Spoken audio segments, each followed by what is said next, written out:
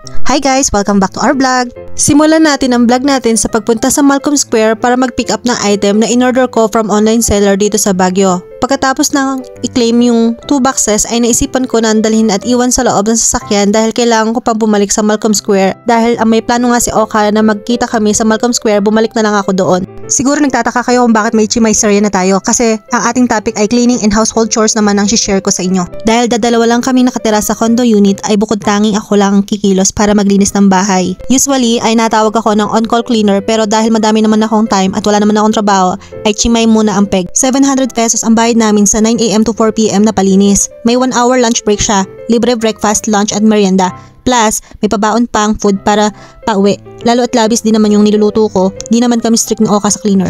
Pagkatapos namin sa Malcolm ay nagdiretso ulit ako sa sasakyan para iwanan ng pinamiling prutas ni Oka. Dahil kainitan ng araw ay naisipan kong yayain si Oka na mag-ice cream dahil ramdam mo na dito ang init sa Baguio. Umorder ako ng isa dahil sabi ni Oka ayaw niya pero nung pinatikim ko sa kanya nagustuhan niya kaya nag-order rin siya ng pangalawa. Kaya kami napapunta sa ice creaman kasi nag-Gcash muna kami dito. Located ito sa Lopez Building, Session Road, katabi ng East West Bank, kahilera ng St. Joseph Drugstore at katapat naman ng 3K Building. Tanaw na tanaw namin ni Oka ang sasakyan namin mula sa aming binilhan ng ice cream. Ayun ang sasakyan namin. Ayun. Katapat na katapat. Pagkatapos maubos ng kinakain naming ice cream ay naglakad na kami papunta sa Upper Mabini at pupuntahan namin ang JQC Shopping Enterprise dahil madaming tinda dito na gamit din sa bahay. Dahil nandito na kami sa JQC, pumasok na kami sa loob at iniwan ko muna ang eco bag ko sa guard. Nakuha ko na yung card na may number sa baggage counter. Nagtingin-tingin muna ako dito sa aisle ng school supplies at baka may maalala akong bilhin.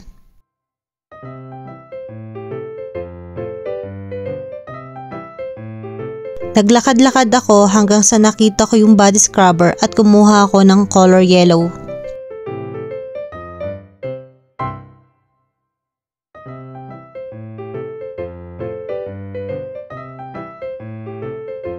Naalala ko na kailangan ko ng wet wipes kaya tinignan ko yung aisle na ito kung meron silang tinda at yun na nga, napakaraming pagpipilian. Every time na lumalabas kami ni Oka ay hindi maiiwasan na makahawa kami ng mga duming item. Lalo na kung malayo yung washroom, yung wet wipes talaga yung aking necessity pag napunta kami sa market. Kumuha na ako ng basket at magdadagdag ako ng ating bibilhin. Napansin ko na may ice pack sa pinakaibabang shelves kaya kumuha ako ng isa. 85 pesos lang naman to. Importante rin namang magkaroon nito sa ating emergency kit.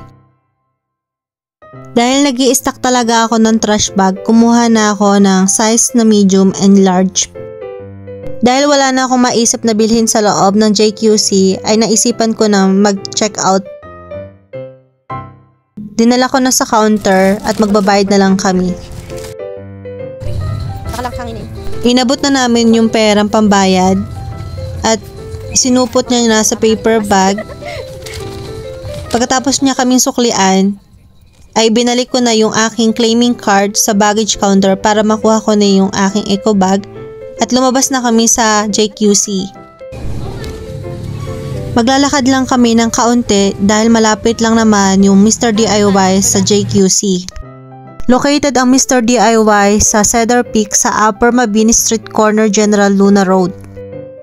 Dahil napagod si Okang pumunta sa market, ay naisipan niya magpaiwan na lang sa David's Tea Restaurant at ako na lang daw ang mamili sa Mr. DIY.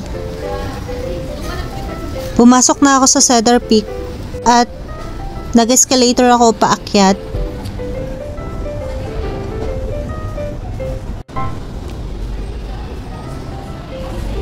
Dahil nandito na ako sa Mr. DIY, pumasok na ako at kumuha ako ng isang basket at nagtingin-tingin muna ako.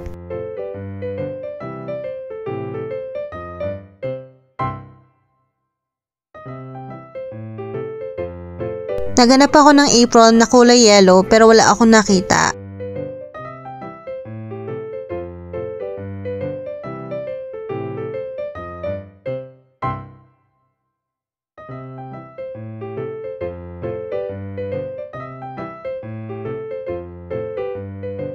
Dahil di ko magamit ng ayos ang cuticle nipper sa bahay ay naisipan kong kumuha ng bago.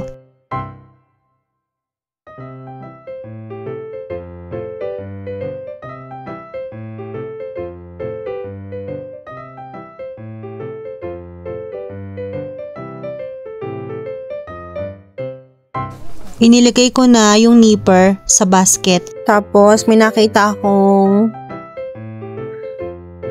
keychain. Hindi ko alam kung magkano to. Pero mukhang okay naman siya. Kunin ko na to. Nagtingin-tingin muna ako sa paligid at baka may maalala akong dapat bilhin.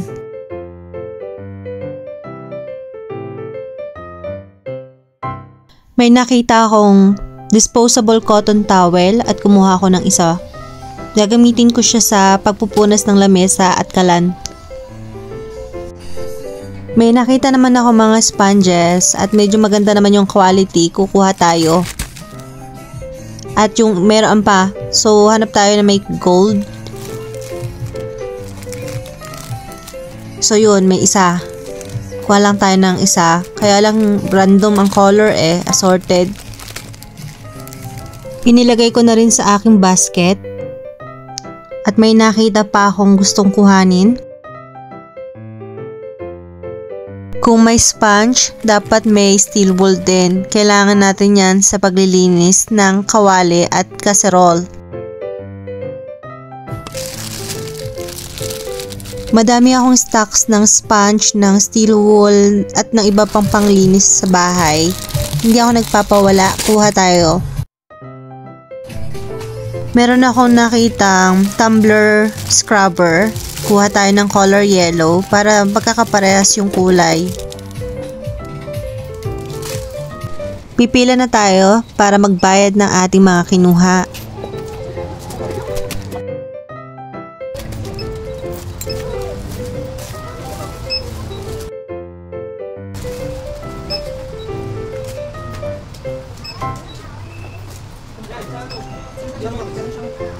Natanggal siya ng pusa.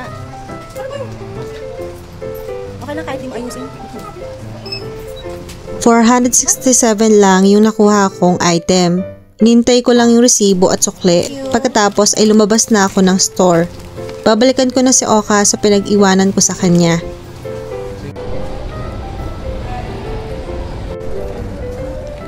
Dito mismo kaming malimit kumain ni Oka pag nasa Mabini area kami, pero dahil busog pa ako ay di na ako sumabay. Inintay ko lang siya makatapos kumain at umuwi na kami. Nagtulong kami ni Oka sa mga pinamili para iakyat sa aming unit. Dahil sa 7th floor pa kami, kailangan naming mag-elevator. Sumakay na kami ng elevator ni Oka at pinindot ko na yung button sa 7.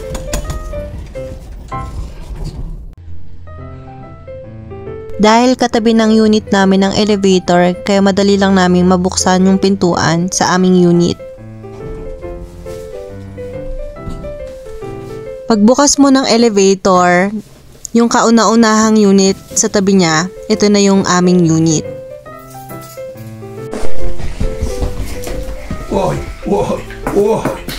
Ganyan. Pag dumadating kami, sinasalubong. Opo, thank you, Lalay. Opo.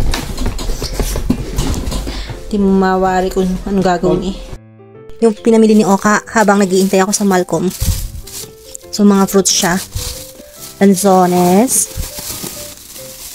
Habang season pa at may sources, bili tayo. May cat or orange, kung ano man natawag mo dyan. May lemon. And yung ating egg. Extra. Meron pa sa bahay. Pero bumili tayo ng stock. Pang stock. And then itatago ko nito. Yan. Inilalagay kong old stock na egg sa unahan at yung bagong bili ay sa likodan banda ilalagay para masigurado na hindi kami masisiraan ng itlog. Ganun din sa mga groceries namin. Hiyaan pa ko na yung mga biniling natin sa Mr. DIY at JQC at nang maitago ko na din to.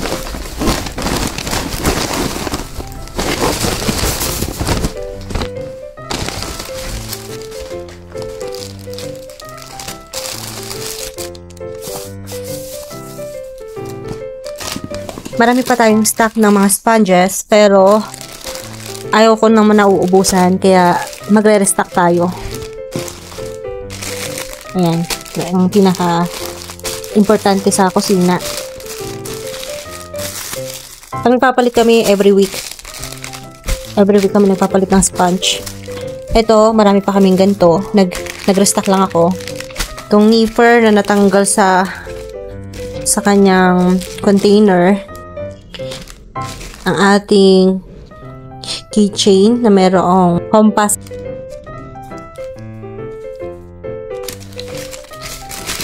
Tapos itong ating ng tumbler, pangkuskus ng tumbler kasi hindi ko maabot ng kamay. Ice pack. Ito, disposable cotton towel para sa lamesa. Rubber bands. And yung ating bath sponge.